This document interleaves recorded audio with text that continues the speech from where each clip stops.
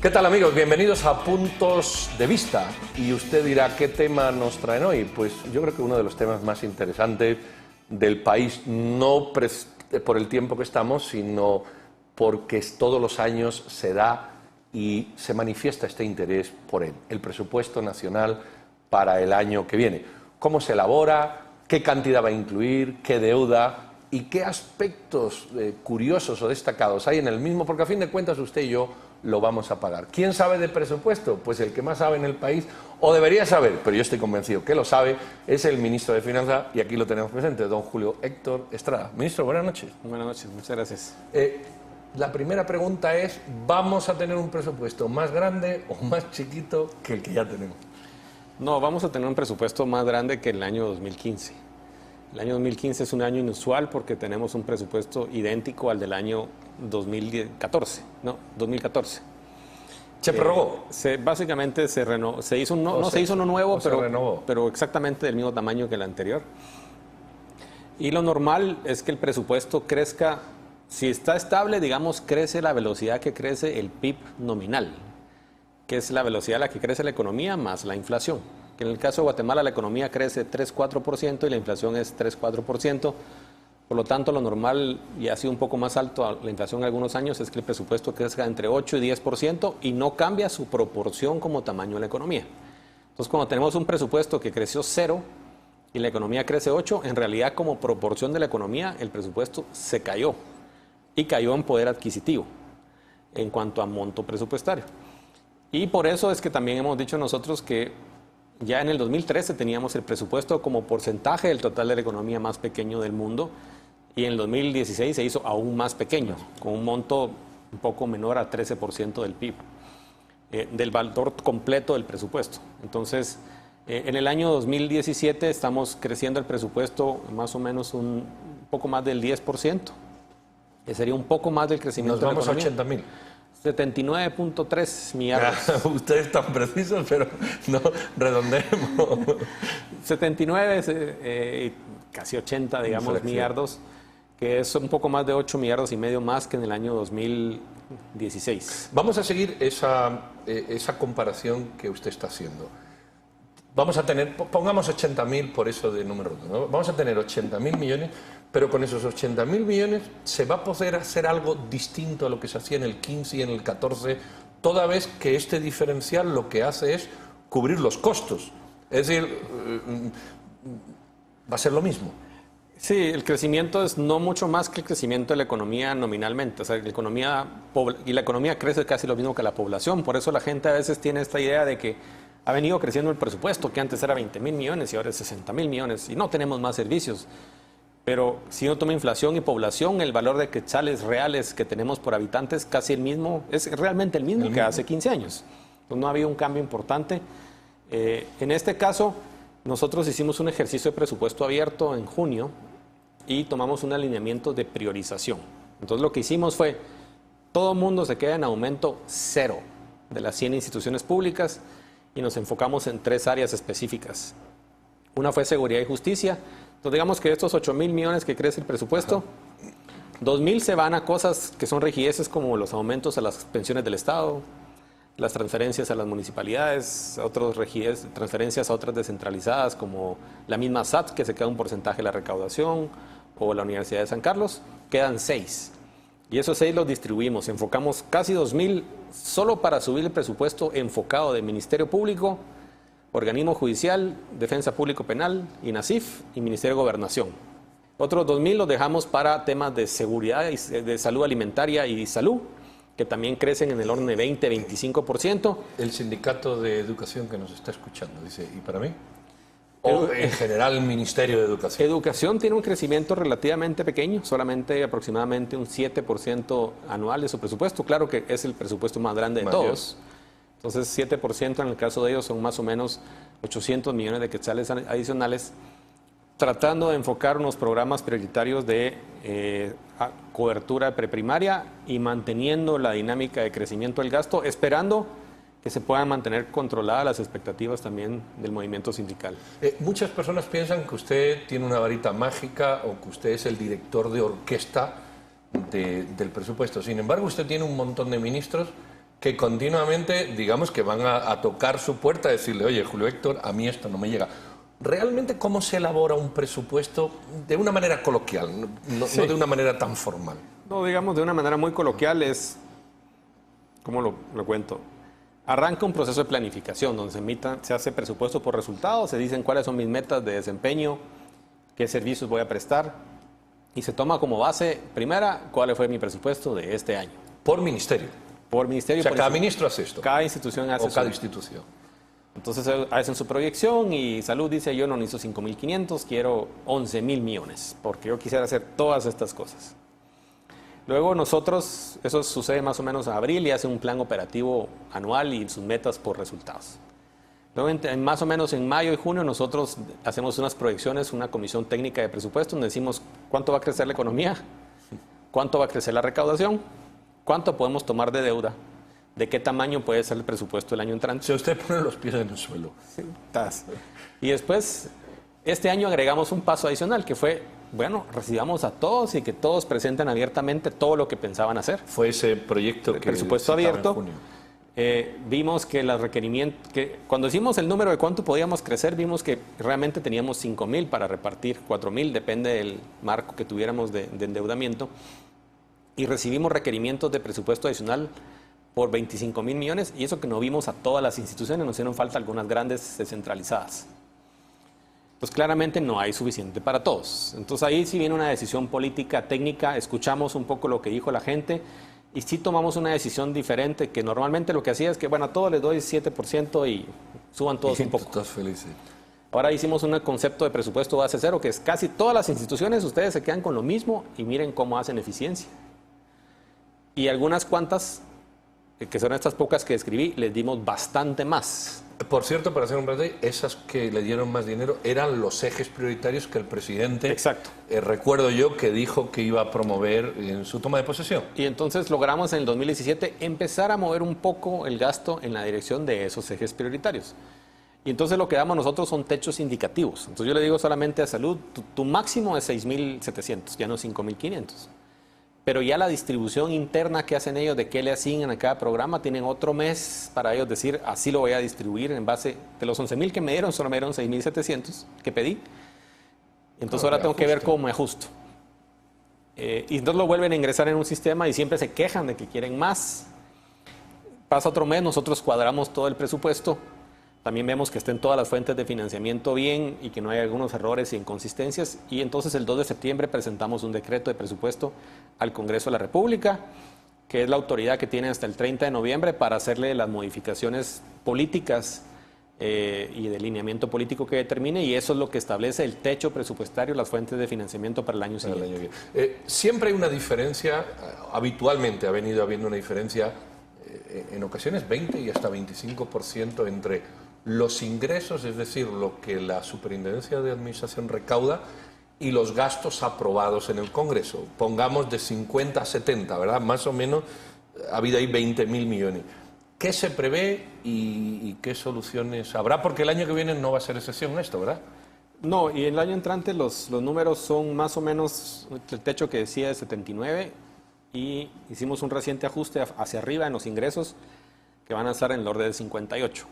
Seguimos con los una diferencia 20. de 21. Solo que es bien importante aclarar que esos 21 no son todo deuda.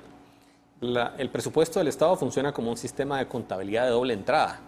Entonces hay unos 5.000 millones que el gobierno tiene presupuestados porque los ingresa, porque cobra IX, cobra contribuciones del sistema de pensiones, algunos aportes por servicios, y los saca por otro lado pagando esos servicios. Entonces son los otros ingresos que se reflejan en el presupuesto, pero que no son ingresos y gastos, son otros ingresos. Y adicionalmente también se refleja como parte del presupuesto la amortización que se hace de deudas. Entonces yo, si voy a pagar deudas, tengo que registrar que ingreso dinero, aunque sea de otras deudas, y pago esas deudas. Entonces lo que queda como endeudamiento neto, que es el déficit real, son más o menos 11 millardos, que es más o menos el 2% del PIB. No son los 21. Entonces, esos 11 millardos es 2% del PIB. Si me preguntan a mí como economista, es muy sostenible. Inclusive, lo importante es que en qué se está siendo utilizado, y como las reglas presupuestarias así lo establecen, La totalidad o casi la totalidad de esos recursos van a infraestructura e inversión, que es en nuestro presupuesto pequeño queda poco para inversión.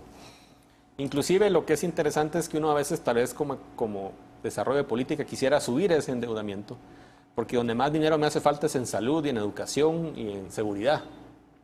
Pero no me sirve la deuda porque no la puedo usar para esos servicios porque son clasificados de funcionamiento o operativos. Entonces, eso ha sido realmente, si me preguntan, el gran secreto de la estabilidad macroeconómica del país ha sido esa regla, que realmente yo solo puedo subir endeudamiento para ciertas categorías de gasto. Entonces, el país se mantiene conservador casi por diseño. Y un 2% del PIB sostenible, según el crecimiento económico que tenemos, mantiene o inclusive baja un poco nuestro endeudamiento como porcentaje del PIB, abajo del 25%, y nos permite por lo menos mantener cierto nivel de gasto y de inversión en infraestructura. Sin embargo, la deuda ahí se va acumulando, eso es una realidad.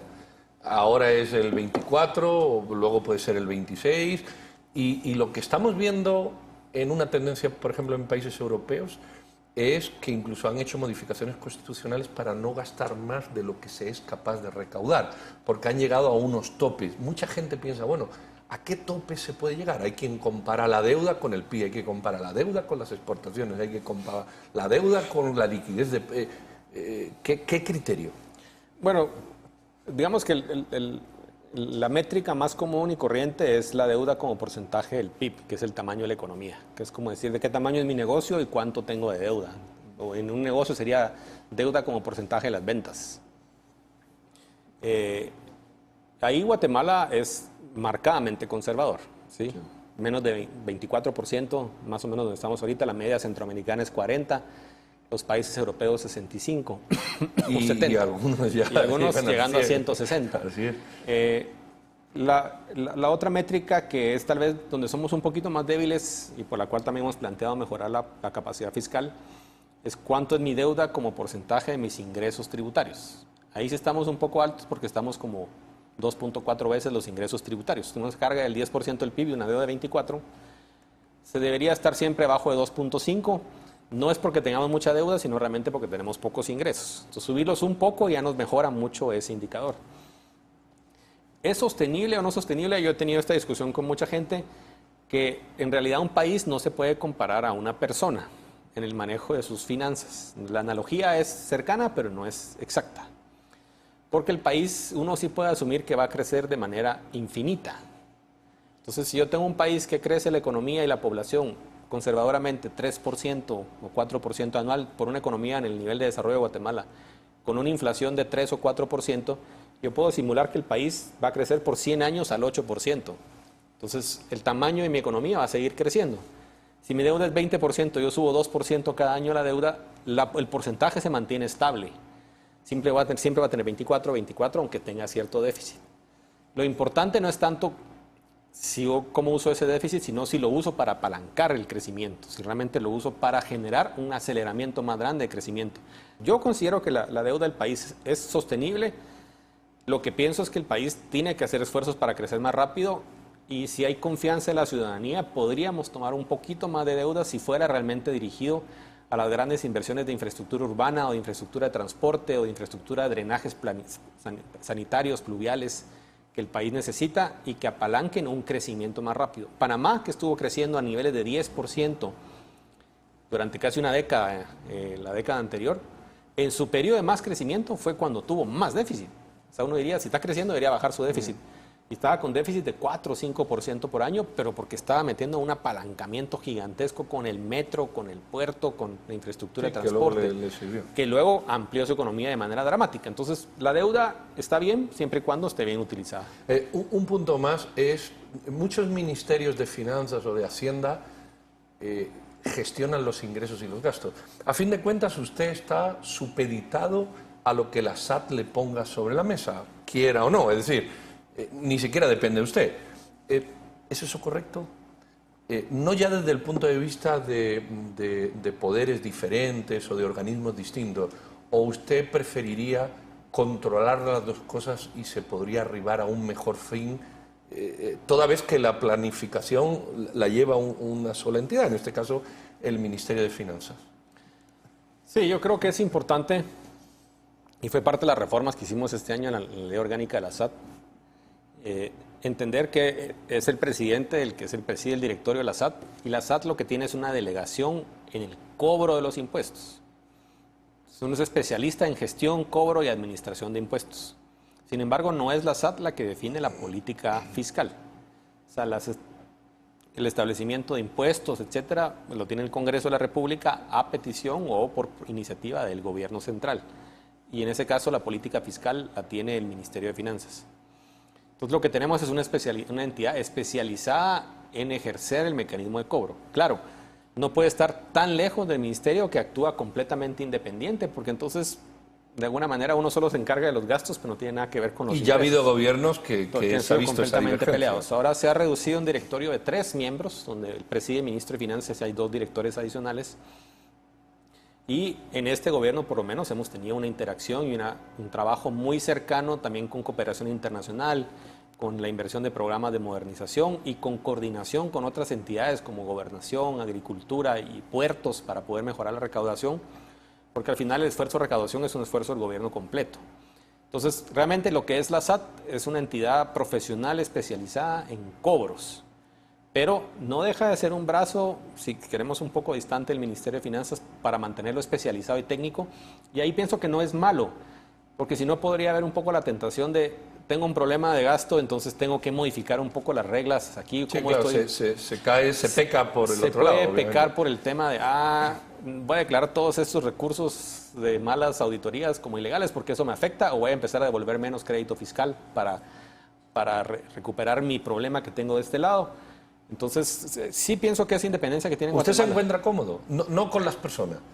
Con el modelo, porque las personas también crean nexos. ¿Usted cree que el modelo adecuado o hay que hacer una? Yo pienso que con las reformas actuales que le dan uno de 5 directores era un poco complejo y con un directorio con poca fuerza versus la superintendencia.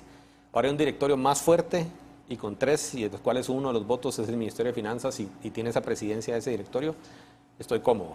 Inclusive creo que es sano. Yo no tengo un gran andamiaje de seguridad y realmente a mí no me llaman a preguntarme qué pasó con los impuestos de empresas, etcétera, porque yo no tengo nada que ver con eso. Inclusive hacen operativos recientes y me preguntan y yo me entero por los medios de comunicación.